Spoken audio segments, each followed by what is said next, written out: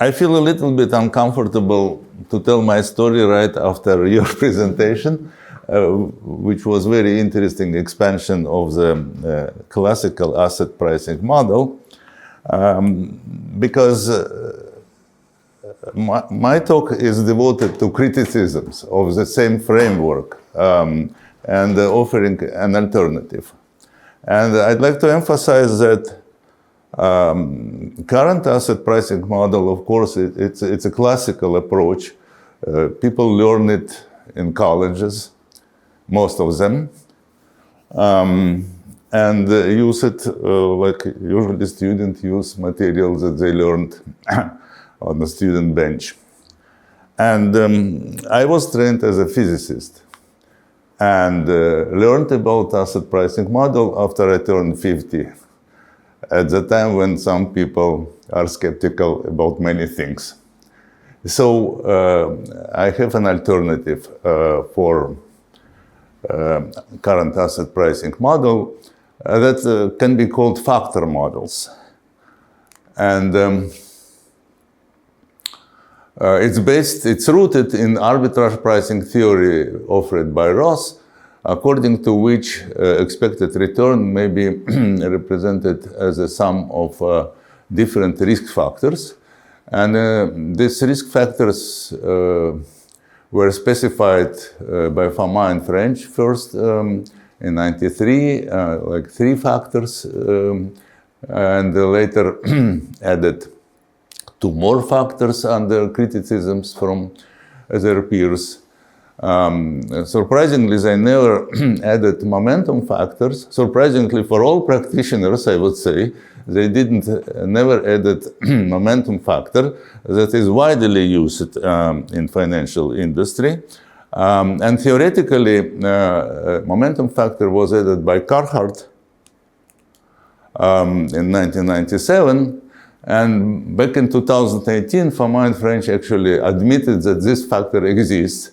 But still, in most works devoted to asset pricing models, momentum factor is neglected, unfortunately. Again, this is a textbook material. I won't tell about all these 5 factors that that Fama and French introduced in their work. I just want to say that the idea of these factors is that they are not observable variables, which is a red light for, for a physicist. They are calculated using so-called portfolio sorts when entire space of securities is partitioned along some criteria like small and big size, or low or high book-to-market ratio and others. And then portfolio sorts is reduced to choice of, say, 10%, or I even don't remember how many winners in this space of stocks, and losers, and then returns of winners. Losers are subtracted for returns from winners, and that's how this factors are derived. And this is, of course, a purely heuristic approach in which these numbers, whether it's 10% or 15%, is a decision made purely subjectively. And by the way, I recently saw a paper in which it was suggested to use these parameters dynamically depending on the state of the market. Again, I don't think it's exploratory science. It's data mining, even though it requires high professional skills and quite a bit of implementation challenges. So that's classical theory. And there are many criticisms of the theory. Again, these factors are unobservable, heuristic variables, and portfolio sorts on which these estimates are based depend on several choices. And they can significantly affect the model's performance. As you can see in the literature on this slide, this analysis actually about sensitivity of results to the choice of parameters was conducted by people working in a major investment asset firm. They criticized this approach, and they continue to use this approach. So towards this relationship between practitioners and academics, some academics work as a practitioners and defend and derive products based on some theory, even though they criticize this theory. And then simply real life. Now, this classical theory offered by Fama and French was expanded with numerous risk factor models. Sometimes they are called smart betas. And in the literature, you can find like more than 300 different factors. The usual criticism is that factor-based investing may be exposed, some factors may be exposed to other factors, and this results in multicollinearity. It neglects tail behavior of distribution of returns, and it increased correlations between various factors in the bear markets. There are also points made by Novi Marx, in particular, about possible selection bias. When people find positive results, it may be simply a story for a given time series period. Another line of criticisms you can find in the literature is that the choice of the model, in this case, choice of the factors, does not follow the context of causality problems. So there are several examples when neglecting causality, possible causality, or absence of that causality leads to misspecifying the model that can lead to any possible results. Unfortunately, in these works, while these works correctly point on the need of causality, they don't offer any causal model in financial applications. And that's the problem, because there is no causality in financial markets. That's exactly what I'd like to emphasize. Markets are driven by the impact of news, and that's the idea of the models that we offer. There is no like laws in finance, and prices mostly are driven by news. There is another reason why prices moved. Sometimes it's liquidity problem when the buy and sell orders are suddenly highly imbalanced. And we know from the literature and from our history about famous flash crashes, and mini flash crashes happens all the time simply because some, well, as they call it, big investment firms begin rebalancing and selling large volumes of specific stocks, and suddenly if they sell it, there is no demand enough and price falls through the roof. Sometimes it's opposite. Big firms start buying urgently some security upon some news, and the prices skyrocketed to the ceiling. There are meme stocks that don't defy gravity at all, simply because people believe that these stocks will have high returns in future. And this obviously doesn't have anything to do with risk factors described in the classical literature. So, again, what we try to advocate here is that prices are moved by news mostly, and we try to offer a model that describes returns of stocks in terms of impact of news. We discern three types of news. First, it's undiversifiable macroeconomic and geopolitical news. Their impact on stock prices, we describe it using total market return in the spirit of capital asset pricing model. And the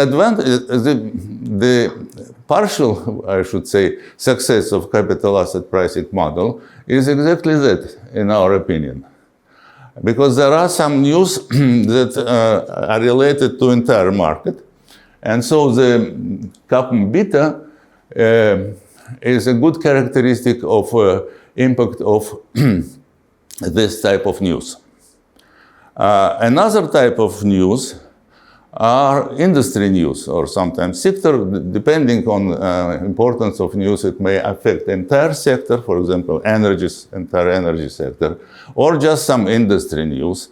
An industry in our classification, GICS, it's kind of more narrow notion of belonging, so to speak. For example, technology sector may have software companies or semiconductor companies, communication company, and so on. And we know that if there is news about NVIDIA, for example, entire semiconductor sectors feel it. Semiconductor industry feel it. So this is a type of news we also have to discern separately from macroeconomic and geopolitical news. And we use the same approach as we used for geopolitical and macroeconomic news. Namely, we try to describe impact of this industry news using ETFs relevant to this industry. If geopolitical and macroeconomic news, impact of this news is described by returns of entire market, then obviously industry news could be by the same token described using returns of industry ETFs. And finally, the impact of company-specific news. The third type of news, it's company-specific news, and it's treated like a random shock. We cannot say anything about them. Of course, there is price momentum that it's unfortunately neglected in classical works. Because news is just defined direction of future price increase. And there is a so-called adaptive market hypothesis proposed by Andrew Law of MIT that is more realistic than efficient market hypothesis in that sense that a market finds fair price in time. It takes time to realize what is new fair price as a result of some news. And so we describe this company-specific news as shocks in general and momentum using optimized ARMA large model. Of course, you can use more sophisticated machine learning tools. I'm not sure it has good advantage in a sense that, again, there is no laws defining market dynamics. If you simply want to describe price dynamics within given sample, of course, some nonlinear approaches may be more accurate, but you mostly describe noise. And it's not that linear model must work, it's that we assume that distribution of returns is stationary. And if it's not stationary, machine learning doesn't help outside of sample. So the idea is that we need to recalibrate our model quite often so that out of sample period of time is not greater than typical grid spacing within which we assume stationarity of the model. Okay, so this model was described and published in Journal of Beta Investment Strategies in sample. And what I'm telling today is some results out of sample. There are some formulas according to which return is a news-based model consists of two betas, beta entire market, beta of industry or sector, and plus ARMA terms. And we had the Garch model to address volatility. So what we did in this work, we considered holdings of 9 major US equity sector ETFs. It's material, energy, finance, industrials, technology, consumer staples, utility, healthcare, and consumer discretionary. And for each equity sector ETFs, we choose 12. How to? We simply don't have capability to go through, hundreds stocks, as some researchers do. And so, in order to randomize our results, we choose for each sector 12 alphabetically ordered company tickers that traded publicly starting with 2011. And we use relevant equity or industry ETFs returns for calculating this industry impact, industry news impact. So both models, news-based models and Fama-French models with 5 terms and expanded momentum, were calibrated using 250 days, trading days, and the accuracy of the fitted model in terms of mean square error and maximum average error, sorry, mean absolute error, was checked for the next 5 trading days. So we tried to recalibrate this model as often as we could and moved calibration window every 5 days so that we have a statistical distribution of returns for both models. And we considered the advantage, statistically significant advantage of one model over another if the t-test p-value was less than or not higher than 5%. In the ideal world, if you compare 2 trading models or 2 theories, you would like to have both MSE and MAE better for the same model. But in the real world, it isn't the case, of course. It isn't the case, of course. And we choose preferred model if at least one of performance measures, either MSE or MAE, was significantly lower. Now, before I go to the main results, let me explain how important may be industry beta. You can see example on the left for Apple. There are coefficients for Fama-French model and news-based model. And I don't know where my, okay, so this is market beta for Fama-French, and this is market beta for news-based models. They are very close, but industry beta that is neglected in Fama-French model is also non-zero, so let's put it that way. Well, remember that when we calculated total market beta, we use returns of S&P 500 that are highly overweighted in technology. And we don't have a better proxy for entire market. So that is why market beta for both models are very similar. Even if from a French model that doesn't account specifically for industry beta have close market beta with a news-based model. But if we'll take a look at this is FCX that belongs to Materials ETF, this company has, according to FAMA French model, almost 1.5 beta, market beta, and news-based model give you negative market beta, because the dynamics of material sector is very different from dynamics of entire market. And the same story not only with materials, also with energy and utility. These companies simply follow their industry news more than macroeconomic and geopolitical news described by total market beta. This actually, I think it's interesting and unexpected, I would say.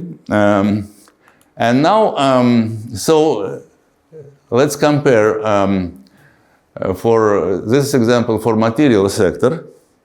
In bold, it's which model is preferable, which means that you see this MSE is less there for news-based models than for FAMA French.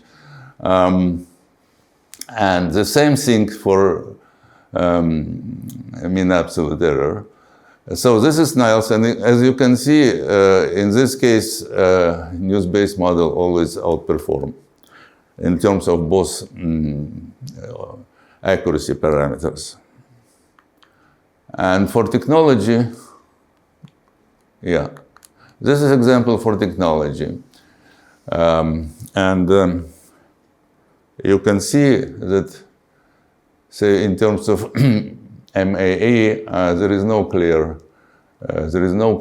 winner, and the same for Adobe and for Apple and Adobe, there is no clear winner. But in terms of MSE, there is one, so we suggest it's still news-based model better. And you may have different opinion, of course. And so the bottom line is that a news-based model is generally more accurate than FAMA French 5-term model with momentum. Both MSE and the MAE for a news-based model were significantly lower than corresponding FAMA French parameters for 77 out of 108 securities we checked.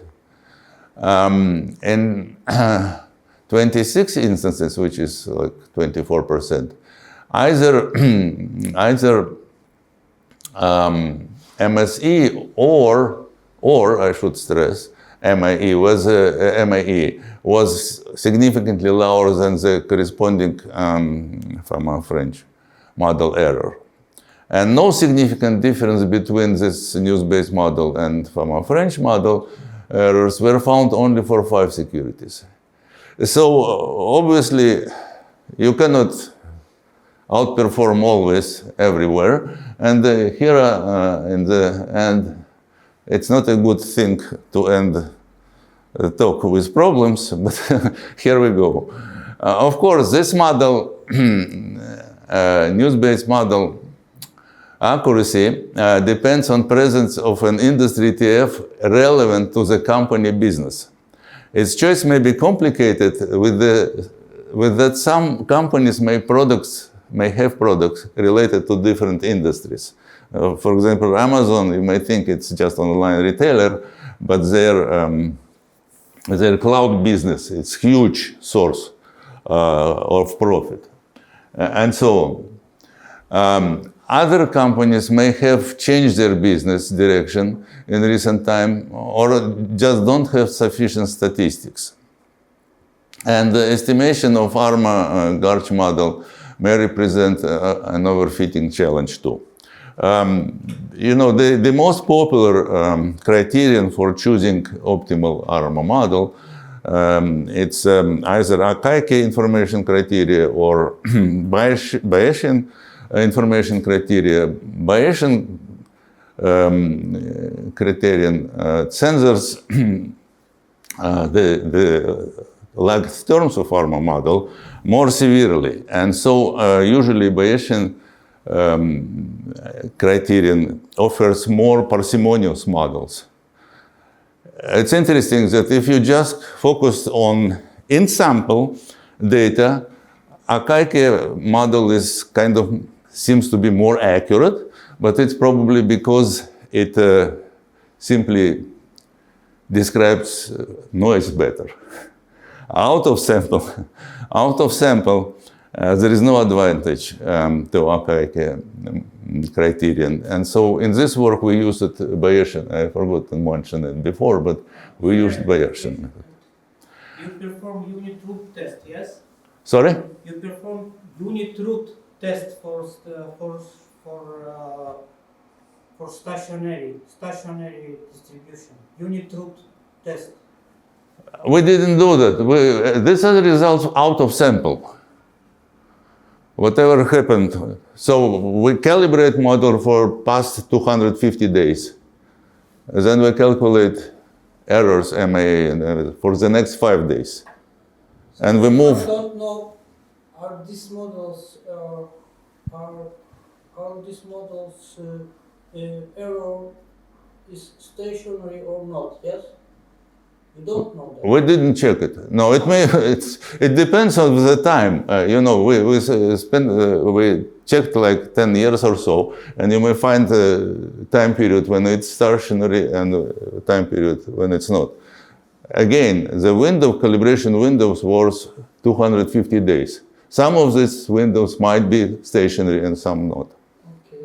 So, and your models, it's econometrical, are Lagrange models with 110 or 111? It's PQ in Arm. It's for stationary 101. 101 or 110? 101, yes? 101. 101. It's not ARIMA, yes? We assume that it's stationary, yes, 101. You assume that it's stationary? Yeah. You just... But we didn't check it for every 250 days. It's just, okay, thank you. Okay. Any questions? Okay, thank you.